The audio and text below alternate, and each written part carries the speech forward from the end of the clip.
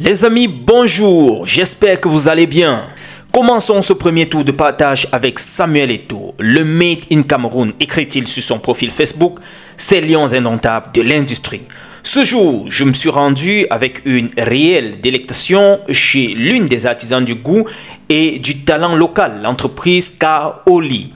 À sa tête, Lisette Tamé, femme de passion, de savoir-faire et d'action. Avec son équipe, elle transforme notre cacao en or brun, en chocolat, en fierté. Oui, vous avez bien lu, pendant que certains importent des tablettes au goût douteux, parfois sans trace de vrai cacao, nous ici au Cameroun, nous créons du chocolat authentique. 100% chocolat, 100% savoir-faire, 100% made in Cameroun.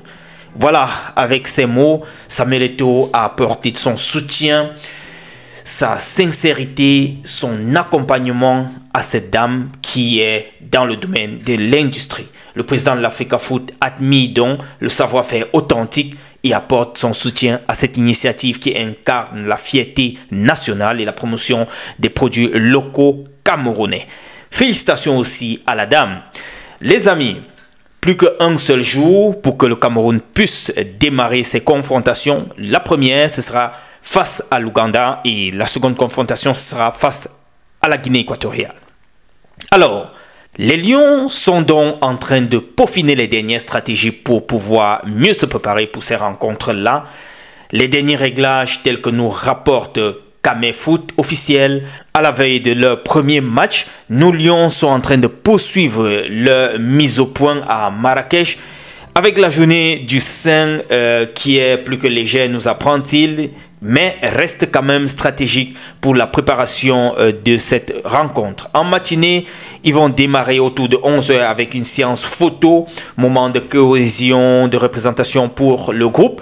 En fin d'après-midi, nous apprend-il également, les joueurs se retrouveront à 17 h 15 pour une analyse vidéo approfondie du jeu de l'Ouganda, leur adversaire de ce vendredi. C'est le premier match, je le disais déjà. À 18 h 30, les Lions effectueront leur séance d'entraînement sur le terrain annexe number 1 du grand stade de Marrakech avec 15 minutes ouvertes à la presse. La journée s'achèvera à 21 h avec la réunion technique générale prévue au Oiseau Hôtel, point de coordination entre les officiels, l'encadrement et les organisateurs. Le match Cameroun-Ouganda est programmé donc demain vendredi 6 juin à 21 h heure locale. Les amis, une question reste ouverte. Jusqu'ici, vous avez vu, on a terminé par la réunion technique. Et lors de la réunion technique, c'est là où se décident les feuilles de match, qui va se mettre où, quel maillot on va mettre, and so on. Ici, j'ai envie de demander, est-ce que l'assistant de Marc Brice sera sur les bancs? This is my question. Dites-moi en commentaire ce que vous pensez, les amis. Entre-temps, nos Lions U17 ont déjà connaissance de leur adversaire pour la Coupe du Monde de leur catégorie. Ainsi, ils vont devoir jouer contre le Pays-Bas, ils vont jouer contre la Corée du Nord et enfin contre le Mexique. Ce sera principalement le 18 octobre 2025, le 21 octobre 2025 et le 24 octobre 2025. Donc, ils doivent devoir entrer déjà en stage ou bien en préparation sûrement dans les prochaines semaines. On est tous derrière vous, les jeunes Lions, et on espère que vous allez faire bonne figure lors de cette compétition-là.